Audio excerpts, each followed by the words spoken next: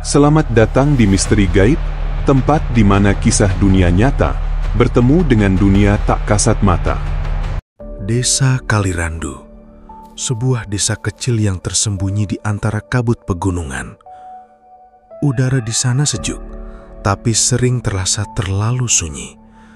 Seperti ada sesuatu yang selalu mengawasi dari kejauhan. Sawah membentang luas, jalanan sempit berliku seolah menyimpan jejak-jejak lama, dan rumah-rumah kayu berdiri bersahaja, menua bersama waktu. Warganya hidup rukun, saling mengenal bahkan hanya dari suara langkah. Setiap malam, terutama selepas panen, ronda bukan sekadar kewajiban. Ia sudah menjadi semacam ritual, pengikat batin antar warga, sekaligus penenang hati dari rasa tak enak yang kadang datang tanpa sebab.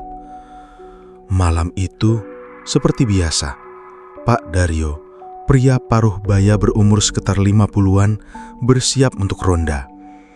Ia mengenakan jaket tua yang baunya sudah menyatu dengan malam, membawa senter kecil, dan melangkah perlahan menuju pos ronda di pertigaan, tak jauh dari balai desa. Angin malam mengendap-endap di sela pohon, membawa aroma tanah lembab dan dedaunan busuk, seperti membawa pesan dari sesuatu yang tak terlihat. Di pos ronda, Yuda dan Mas Dani sudah lebih dulu tiba. Yuda, pemuda kurus berusia 25 tahun, masih suka bergurau. Sementara Mas Dani, 30-an, ramah tapi pendiam, lebih suka mengamati sekitar. Tungku kecil di depan mereka sudah menyala, asapnya menari di bawah cahaya remang lampu minyak. "Pak Daryo, telat nih," goda Yuda sambil menyodorkan kopi hitam yang mengepul. Pak Daryo tersenyum kecil. Namanya juga orang tua, jalannya udah kayak angin pagi, balasnya lalu duduk di bangku tua yang mulai lapuk. Malam mengalir tenang. Obrolan mereka berguliringan tentang harga gabah, jalanan desa yang berlubang, sampai isu maling motor di kampung sebelah. Sesekali mereka berkeliling, mengetuk tiang listrik dengan tongkat, tanda bahwa malam masih dijaga. Namun, sekitar pukul 11 malam, sesuatu mengubah segalanya. Dari arah jalan besar yang remang, muncul sosok pria berjalan pelan. Bayangannya muncul perlahan. Langkahnya sunyi namun jelas. Di bawah cahaya lampu yang kuning pucat, terlihat sosok tinggi dengan jaket lusuh. Wajahnya separuh tertutup bayangan. Mereka bertiga spontan menoleh. "Satrio?" tanya Mas Dani setengah tak percaya. Sosok itu kini berdiri dekat. Satrio, tetangga mereka yang telah 5 tahun merantau ke Jakarta, berdiri diam. Tubuhnya masih kurus tegap, tapi ada aura asing yang menyelubunginya. Dingin, seperti tidak sepenuhnya hadir. "Iya, aku baru sampai," katanya pelan. Senyumnya tipis tapi tak menyentuh matanya. Pak Daryo mengerenyit. "Kok nggak kasih kabar dulu, Tri? Biasanya pulang bawain oleh-oleh." Satrio hanya mengangguk pelan. "Tadinya mau langsung ke rumah, tapi kangen sama suasana ronda," ujarnya. Suaranya berat, serak seperti menembus kabut. Yuda berusaha mencairkan suasana, menyodorkan kopi. "Ya udah Tri, ikut aja sekalian, ramein sekalian nostalgia." Satrio menerima gelasnya, namun tak pernah menyesap. Ia hanya menggenggamnya, membiarkannya dingin dalam diam. Sepanjang malam ia lebih banyak diam. Kadang ikut tertawa, tapi tawanya datar, kaku, seperti suara yang dipaksa keluar dari tubuh yang tak lagi tahu caranya merasa. Pak Daryo sesekali mencuri pandang. Ada yang janggal. Tapi ia menahan. Mungkin Satrio kecapean, pikirnya dalam hati. Namun saat patroli keliling, langkah Satrio semakin aneh. Kadang ia berjalan terlalu cepat, lalu melambat drastis. Kadang berhenti mendadak memandangi sudut gelap di antara pepohonan atau rubah kosong. Matanya tak fokus seperti mengikuti sesuatu yang tak terlihat oleh yang lain. Yuda sempat berkelakar.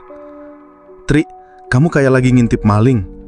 Satrio hanya menoleh, tersenyum, tapi tak menjawab.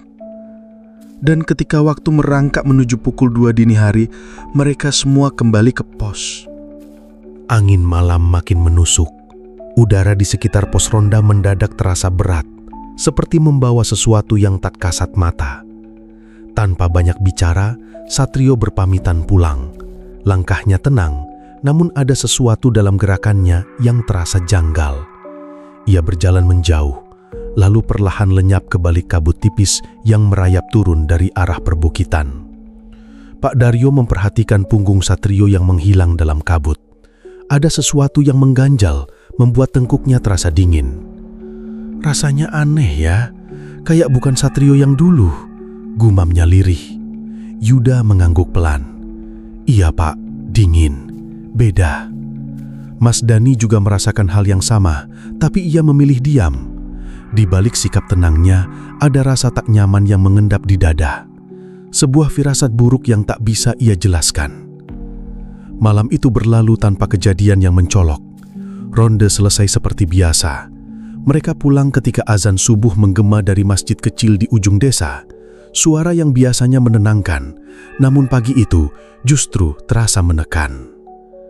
Matahari pagi menyapu jalanan desa Kalirandu yang masih basah oleh embun. Burung-burung berkicau seperti biasa. Warga mulai menyapu halaman, menjemur padi, atau sekedar duduk di warung kopi dekat pertigaan. Tapi bagi Pak Daryo, pagi itu terasa berbeda. Usai tidur sebentar, ia berjalan ke warung Buranti untuk membeli gula. Di sana, ia bertemu Pak Tarmo, sesepuh desa yang jarang bicara, namun selalu tajam melihat sesuatu. "Pak Daryo, ronda aman semalam?" tanya Pak Tarmo sambil menyeruput kopi hitam dari gelas kecil. "Aman Pak, tapi..." Pak Daryo terdiam sejenak lalu berkata pelan, "Aneh gimana?" "Satrio ikut ronda, katanya baru pulang dari perantauan." Pak Tarmo mendongak, wajahnya berubah. "Satrio? Pulang? Tapi setahuku belum ada kabarnya sama sekali." Pak Daryo mengangguk pelan. "Itu juga yang bikin saya heran." Hai, suara Satrio pelan, seperti bisikan yang hanyut terbawa angin malam. Pak Daryo mencoba tersenyum. "Wah, Satrio rajin amat. Baru sampai dari Jakarta, masih capek-capek malah ikut ronda." Satrio hanya membalas dengan senyum tipis. Senyum itu aneh, dingin, dan kosong. Ia duduk agak menjauh dari tungku api yang menyala kecil. Meski api berkobar, udara malam tetap terasa menggigit. Malam itu lebih dingin dari biasanya, lebih sunyi, lebih berat. Saat mereka patroli keliling desa, langkah Satrio tampak janggal. Kadang berhenti tiba-tiba, kadang melangkah sangat pelan, seperti sedang mendengarkan bisikan yang tak terdengar oleh telinga manusia. Begitu mereka melewati rumah tua milik Pak Rekso, rumah kosong yang sudah lama ditinggal penghuninya, Satrio berhenti. Tubuhnya diam kaku. Ia menatap rumah itu lama, seakan ada sesuatu yang memanggilnya dari dalam. "Kenapa, Tri?" tanya Yuda, heran. Tak ada jawaban.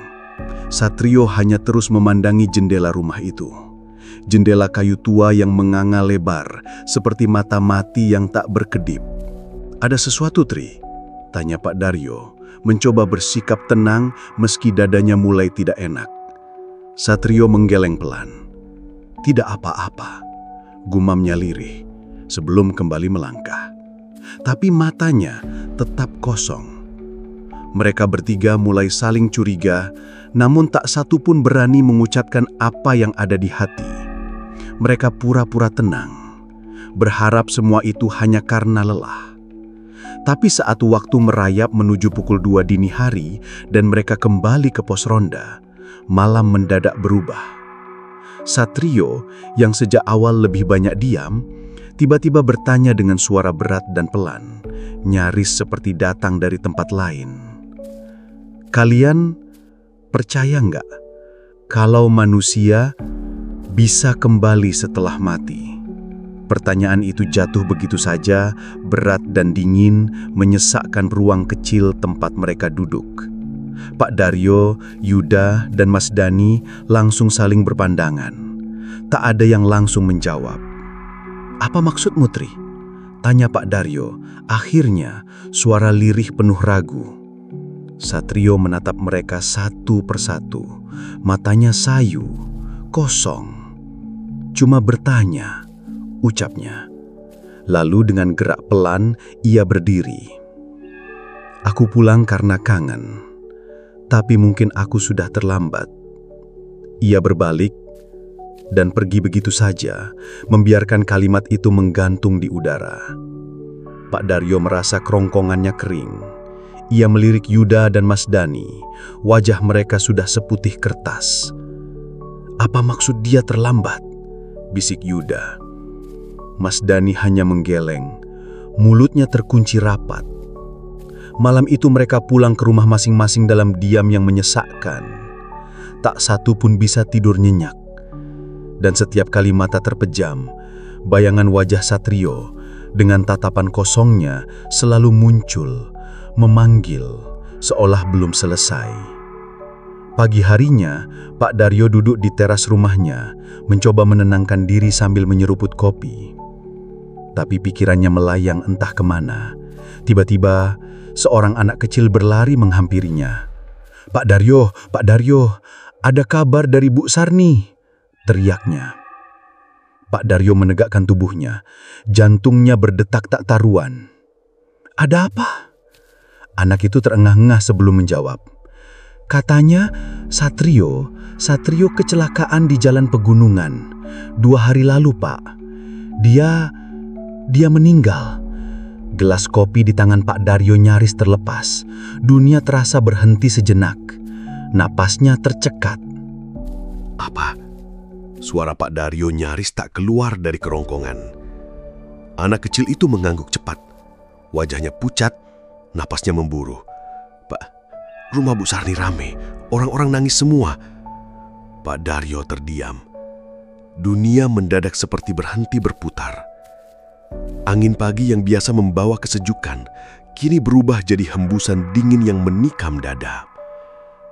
Di dalam kepalanya, suara Satrio semalam kembali terdengar, menggema seperti mantra yang tertinggal di antara kabut. "Aku pulang karena kangen, tapi mungkin aku terlambat." Tubuh Pak Daryo gemetar. Napasnya terasa berat. Ia tahu, apa yang baru saja mereka alami bukan sekadar mimpi. Dia, Yuda, dan Mas Dani selama 2 malam telah duduk, berbincang, dan berjalan dengan seseorang yang seharusnya sudah meninggalkan dunia ini. Ia berdiri kaku di teras rumah, membiarkan angin pagi menampar wajahnya. Tapi angin itu tak mengusir rasa dingin yang merayap dari dalam. Baru semalam, Satrio masih bersamanya, masih tertawa, masih menatap mereka dengan mata kosong yang sekarang terasa sangat asing. Bagaimana mungkin? Bagaimana seseorang yang telah tiada bisa kembali dan menjejakkan langkah di antara orang hidup? Dengan langkah gontai dan pikiran yang kalut, Pak Daryo berjalan menuju rumah Bu Sarni. Di sepanjang jalan, para tetangga berdiri dalam diam. Mereka berbisik pelan dari balik pagar. Wajah-wajah mereka pucat, seperti menanggung rahasia yang tak sanggup diucapkan. Begitu tiba di rumah Bu Sarni, hawa di sekitar terasa berat. Udara menggantung dan waktu seolah berjalan pelan. Tikar digelar di halaman, orang-orang duduk bersila, sebagian besar perempuan menangis pelan. Di dalam rumah, aroma bunga melati dan kenanga tercium samar, bercampur dengan bau dupa yang menyala di sudut ruangan. Di atas meja kecil, berdiri foto Satrio.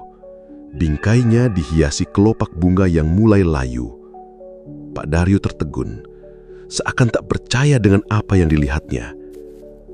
Bu Sarni duduk di pojok ruangan. Tubuhnya membungkuk, matanya sembab. Ia menatap kosong ke arah foto anaknya, seakan berharap waktu bisa diputar dan semuanya hanya mimpi buruk belaka. Bu Sarni, beneran itu Satrio? Bu Sarni mengangguk pelan. Iya, Pak. Katanya kecelakaan 2 hari lalu. Di tanjakan hutan jati, motornya jatuh. Ia menarik napas panjang. Baru tadi malam, jenazahnya diantar pulang. Pak Daryo merasa lututnya lemas. Dunia di sekitarnya seolah berputar. 2 malam penuh, dan Satrio bersama mereka. Beberapa saat kemudian, Yuda dan Mas Dani datang. Wajah mereka tak jauh berbeda, pucat, kosong, dengan mata merah yang tak hanya karena kantuk, tapi karena takut. Takut akan sesuatu yang tak bisa mereka pahami. Suasana makin pekat ketika Pak Lurah Rahman datang. Lelaki itu berdiri di tengah ruangan dengan suara pelan namun tegas. Kita doakan bersama. Semoga almarhum Satrio diterima di sisinya. Saya dengar ada kejadian yang ganjil. Siapapun yang mengalami, tenanglah. Ini cobaan. Jangan goyah. Pak Daryo menunduk. Yuda dan Mas Dani saling bertukar pandang, tapi tak ada kata yang keluar. Mereka tahu, tak semua telinga siap mendengar apa yang sebenarnya terjadi. Malam harinya, mereka bertiga duduk di ruang tamu rumah Pak Daryo. Rumah kayu sederhana itu terasa sempit. Bukan karena ruangnya, tapi karena suasana yang menggantung. Seperti ada yang ikut duduk bersama mereka, tapi tak terlihat. Aku nggak bisa tidur, Pak. Gumam Yuda. Suaranya berat. Aku juga, saut Mas Dani. Bayangan Satrio masih terasa, kayak dia belum pergi. Pak Daryo menuangkan teh hangat ke cangkir. Tangannya gemetar.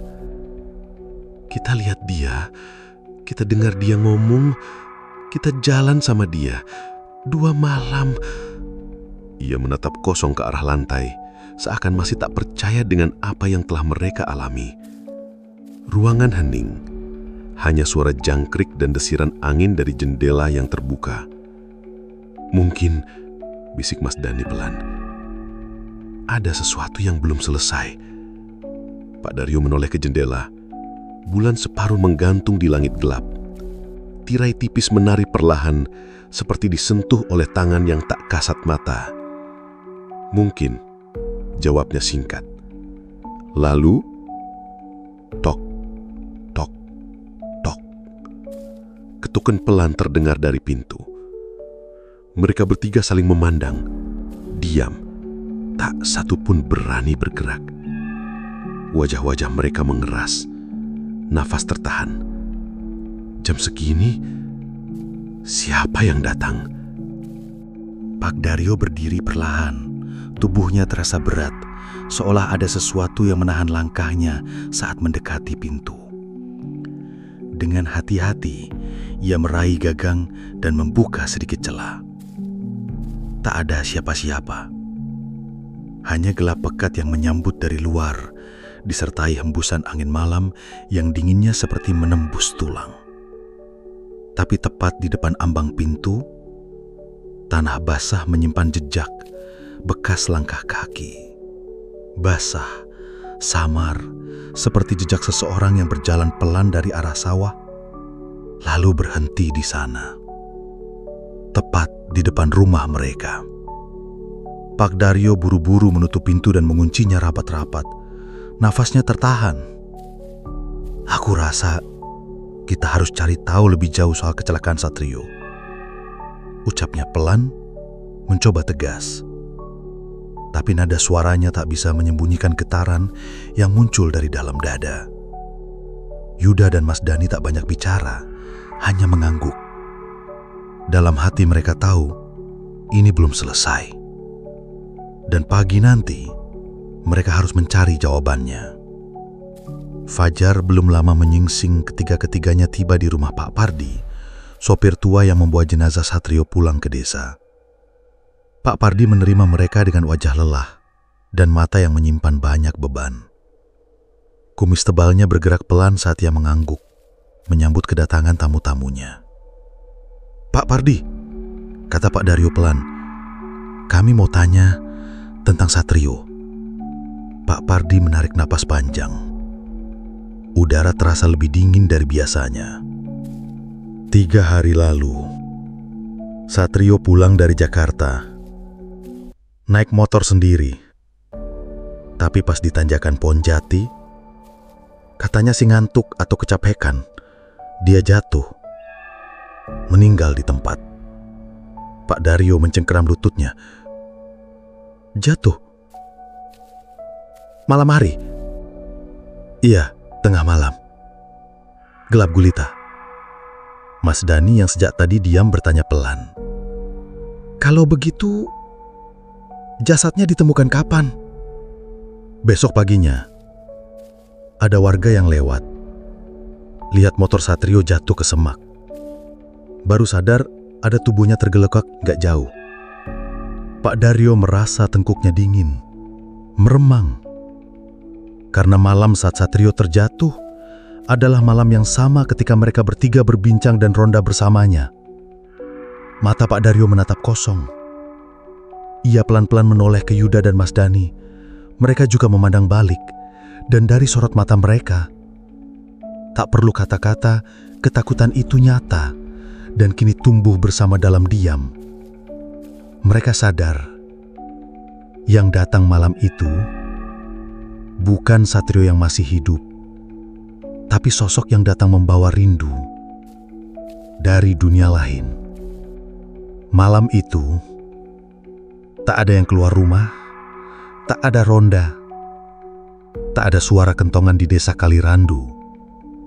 Yang ada hanya sunyi dan desir angin yang terasa seperti bisikan.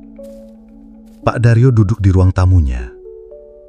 Api di tungku sudah nyaris padam. Hanya sisa bara merah yang berkelip perlahan. Aku rasa Satrio belum pergi, katanya pelan. Mungkin masih ada yang ingin dia sampaikan. Sesuatu yang belum selesai.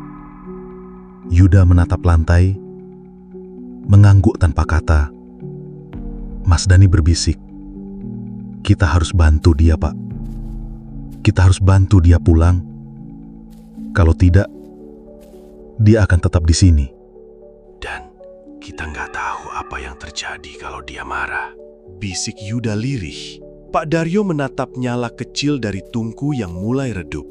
Api yang biasanya membawa hangat, malam itu terasa dingin. Dinginnya bukan cuma di kulit, tapi menelusup sampai ke dalam tulang. Angin dari arah utara bertiup makin kencang, membawa bau tanah lembab bercampur daun busuk. Langit di atas desa Kalirandu tampak muram. Bulan lenyap di balik awan tebal, dan malam terasa seperti menahan napas. Di dalam rumah kayunya, Pak Daryo duduk bersama Yuda dan Mas Dani. Tak satu pun dari mereka bicara. Hening yang menggantung di antara mereka lebih berat dari malam itu sendiri. Pak, suara Yuda gemetar. Apa kita tetap keluar malam ini? Pak Daryo menghela napas dalam-dalam. Kalau kita terus bersembunyi, Satrio nggak akan pernah benar-benar pergi. Kita harus menghadapinya. Yuda dan Mas Dani mengangguk pelan, meski sorot mata mereka menyimpan ketakutan yang tak bisa disembunyikan. Malam itu, hanya berbekal senter kecil, jaket dan keyakinan yang hampir runtuh, mereka bertiga melangkah keluar. Jalanan menuju pos ronda terasa seperti jalan menuju tempat yang tak mereka kenal. Tanah di bawah kaki terasa berat, seperti enggan dilewati. Saat tiba di pos, tak ada suara. Bukan hanya sepi, tapi seperti sunyi yang ditarik paksa dari alam. Mereka duduk mengelilingi bara kecil yang berusaha bertahan di tengah dingin malam. Jam seperti tak bergerak, waktu berjalan lambat, dan kemudian langkah kaki, pelan, teratur, tapi tak terburu-buru, seperti milik seseorang yang tahu kemana ia akan pulang. Dari balik kegelapan, Satrio muncul, tapi kali ini ia bukan seperti malam-malam sebelumnya. Wajahnya pucat seperti malam itu menghisap warnanya, bajunya kotor, jaket lusuhnya basah dengan lumpur, di bahunya noda merah tua mengering, dan matanya kosong, hitam, dalam, tak ada cahaya kehidupan di sana. Hai, sapa Satrio, suaranya dalam, seperti datang dari lorong yang jauh, terlalu jauh. Pak Daryo berdiri, lututnya gemetar, tapi ia berusaha tetap tegak. "Satrio, kamu kenapa?" Satrio hanya tersenyum. Tapi senyuman itu tak membawa kehangatan, hanya tarikan dingin dari wajah yang sudah tak sepenuhnya milik manusia. "Aku kangen rumah," ucapnya. Langkahnya mendekat, setiap jejak yang ia tinggalkan seperti meninggalkan hawa dingin di tanah. 5 tahun aku pergi, aku janji mau pulang. Tapi ia menunduk, bahunya berguncang. Aku nggak sempat pamit. Tiba-tiba tubuhnya bergetar, tangisnya keluar, pertama lirih, lalu melengking, meraung. Aku jatuh di jalan, gelap, sepi. Aku panggil orang, tapi nggak ada yang datang. Raungannya menggema, terdengar seperti keluar dari perut bumi, bukan dari mulut manusia. Yuda mundur, napasnya sesak. Di depan mereka, tubuh Satrio mulai berubah. Kulitnya mengelupas, darah segar merembes dari bibirnya. Tubuh yang mereka kenal perlahan membusuk di hadapan mereka. Pak Daryo memejamkan mata sejenak. Ia tahu ini bukan Satrio. Ini adalah bayangan dari rasa kehilangan dan rindu yang tak sempat terucap. Ia melangkah maju dengan suara yang nyaris tak terdengar, tapi penuh keteguhan. "Satrio, yang kami temui 2 malam ini bukan lagi dirimu yang dulu. Tapi kami tetap ingat, kami masih sayang padamu. Ibumu setiap hari mendoakanmu." Pak Daryo menatap lurus ke arah mata hitam itu. "Tapi tempatmu bukan di sini lagi, nak. Sudah saatnya kamu pulang, pulang yang sebenarnya." Sosok Satrio terdiam. Ia menatap Pak Daryo dengan mata yang mulai berkaca-kaca. "Aku takut, Pak," bisiknya. Pak Daryo mengangguk pelan. "Aku tahu, tapi sekarang kamu nggak sendiri. Kami bakal bantu kamu pulang, Tri. Kami doakan kamu tenang," ucap Pak Daryo pelan. Suaranya pecah menahan perasakan. "Tapi kamu harus ikhlas. Sudah waktunya kamu istirahat." Satrio hanya diam. Tubuhnya bergetar pelan, lalu perlahan-lahan kabur, seperti kabut yang tertiup angin pagi. Namun sebelum sosoknya benar-benar lenyap, terdengar bisikan lirih dari arah kosong tempat ia berdiri. "Terima kasih. Bilangin ibu, aku minta maaf." Dan dalam sekejap, ia lenyap. Tak ada suara, tak ada bayangan. Yang tersisa hanyalah hawa dingin yang menempel di kulit, seolah ada sesuatu yang belum benar-benar pergi. Pak Daryo terduduk lemas. Yuda dan Mas Dani pun tak sanggup berkata apa-apa. Keringat dingin mengalir meski malam begitu dingin. Yang mereka alami barusan tak bisa dijelaskan dengan logika manusia biasa. Beberapa menit kemudian, suara kentongan terdengar dari arah jalan. Pak RT dan warga tampak lewat sambil berkeliling, memastikan keadaan desa aman. Seakan semesta baru mulai berputar lagi setelah berhenti untuk menyaksikan satu jiwa yang tersesat. Tanpa menunggu pagi, mereka bertiga langsung menuju rumah Bu Sarni. Karena mereka tahu, pesan itu tak bisa ditunda. Di rumah kecil itu, Bu Sarni masih terjaga. Ia duduk di samping foto anaknya, matanya sembab, wajahnya lelah seperti menunggu sesuatu yang belum datang. "Bu," kata Pak Daryo, suaranya pelan. "Tadi malam kami ketemu Satrio." Bu Sarni menoleh, matanya langsung berkaca-kaca. "Dia nitip pesan, Bu," lanjut Pak Daryo pelan. "Katanya dia minta maaf karena belum sempat pamit." Tangis Bu Sarni langsung pecah. Ia memeluk erat foto anaknya, seolah tak rela, seolah masih ingin menarik kembali sesuatu yang sudah jauh. Tangisnya tak terdengar histeris, tapi berat, dalam, seperti suara hati yang sudah terlalu lama ditahan. Malam itu, langit desa Kalirandu yang sempat muram kembali cerah. Bulan muncul di balik awan, bintang-bintang mulai tampak satu persatu. Dan dari halaman, semilir angin membawa wangi bunga kenanga. Wangi yang biasanya hanya muncul saat ada yang benar-benar pergi dengan tenang. Tapi di hati Pak Daryo, Yuda dan Mas Dani, masih tersisa rasa dingin yang sulit dijelaskan. Bukan dingin karena angin malam, tapi karena mereka tahu, kadang yang kembali bukan hanya kenangan. Kadang yang kembali adalah mereka yang belum sempat berpamitan. Hari-hari pun berlalu. Desa Kalirandu kembali seperti biasa. Anak-anak bermain lagi. Dapur-dapur kembali mengepul. Tawa dan obrolan ringan kembali terdengar di sore hari. Tapi bagi Pak Daryo dan dua temannya, malam ronda tak pernah lagi terasa biasa. Mereka tetap datang, tetap duduk di pos kecil di pinggir jalan, tapi selalu ada keheningan yang ikut duduk bersama mereka. Satu ruang kosong yang tak bisa mereka isi. Seolah masih ada sosok yang belum benar-benar pergi. Kadang, Pak Daryo hanya termenung, menatap jalan panjang yang membelah gelapnya malam. Dan tiap kali terdengar suara langkah dari kejauhan, meski hanya ranting patah atau angin menyentuh daun, hatinya tetap saja berdebar. Karena di sudut jiwanya, masih tertinggal bayangan malam itu. Malam ketika Satrio datang, dengan mata yang kosong dan suara yang seolah datang dari antara dua dunia. Pak, suara Yuda pelan memecah kesunyian malam, membuyarkan lamunan Pak Daryo yang sedari tadi termenung di pos ronda. Pak Daryo menoleh, tersenyum samar. Ada apa, Yud? Yuda menunduk, suaranya lirih, seperti sedang berbicara pada dirinya sendiri. Kita beneran udah bantu Satrio pulang ya? Pak Daryo menatap langit yang mulai tertutup kabut tipis. Angin malam berembus pelan, membawa wangi tanah lembab. Ia mengangguk pelan. Pasti, iya Yud. Kita sudah bantu dia kembali ke tempatnya yang seharusnya.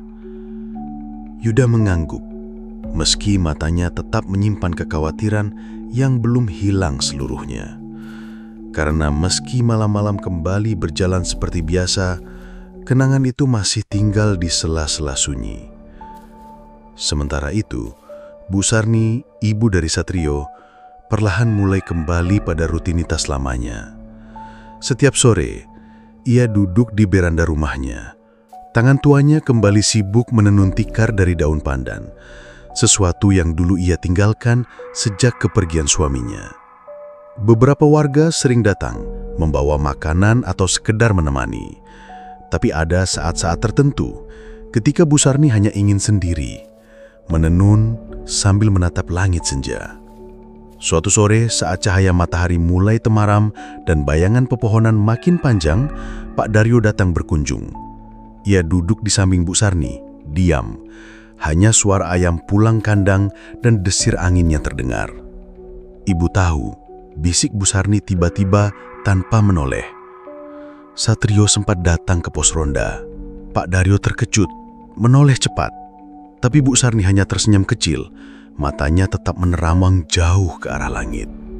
Itu anak saya, Pak. Biar orang lain tak melihat, saya bisa merasakan kehadirannya. Pak Daryo terdiam, tak sanggup berkata apa-apa. Dadanya hangat sekaligus perih. Dia nggak datang karena marah, lanjut Bu Sarni pelan. Dia datang karena rindu, karena ada janji yang belum ia tepati, janji pulang. Pak Daryo akhirnya bicara, suaranya pelan dan gemetar. Sekarang, dia sudah tenang, Bu. Sudah pulang, dengan cara yang mungkin hanya bisa dimengerti hati seorang ibu. Air mata menetes dari pipi Bu Sarni, namun senyumnya tetap tinggal. Untuk pertama kalinya, tangis itu bukan karena kehilangan, tapi karena kelegaan yang dalam. Beberapa minggu kemudian, Balai Desa Kalirandu ramai. Warga berkumpul membawa tumpeng dan aneka makanan untuk doa bersama. Bukan hanya untuk Satrio, tapi juga untuk seluruh arwah yang pernah menjadi bagian dari desa ini. Pak Lurah Rahman berdiri di depan, suaranya tenang dan dalam. Kita doakan almarhum Satrio dan semua saudara yang lebih dulu pergi. Semoga mereka diterima di sisinya. dan semoga desa kita selalu dalam lindungan dari apapun yang tak kasat mata. Suasana hening, semua kepala tertunduk, doa mengalir seperti air. Di antara barisan warga, Pak Daryo, Yuda, dan Mas Dani saling berpandangan. Tak ada kata-kata, hanya pengertian. Mereka tahu kisah itu akan tetap hidup dalam ingatan mereka, bukan sebagai beban, tapi sebagai bagian dari kehidupan yang sesekali disentuh oleh dunia yang lain. Dan malam itu, untuk pertama kalinya setelah sekian waktu, hati mereka terasa ringan. Langit di atas Kalirandu tampak lebih bersih, angin lebih hangat, dan bulan bersinar seperti senyum dari kejauhan. Namun, dalam hati mereka yang paling dalam, mereka tahu bahwa batas antara yang hidup dan yang telah pergi mungkin setipis bisikan. Kadang rindu tak mengenal batas antara dunia. Ia bisa pulang meski tubuh tak lagi bernyawa. Dan saat sebuah janji belum ditepati, bahkan malam pun bisa jadi jalan untuk pulang terakhir. Jangan lupa like, komen, dan subscribe untuk cerita-cerita kehidupan dan misteri lainnya yang membuat penasaran. Aktifkan lonceng untuk kisah-kisah mistis dan penuh makna lainnya. Sampai ketemu lagi di video berikutnya. Misteri gaib bukan sekedar cerita, ini adalah pengalaman.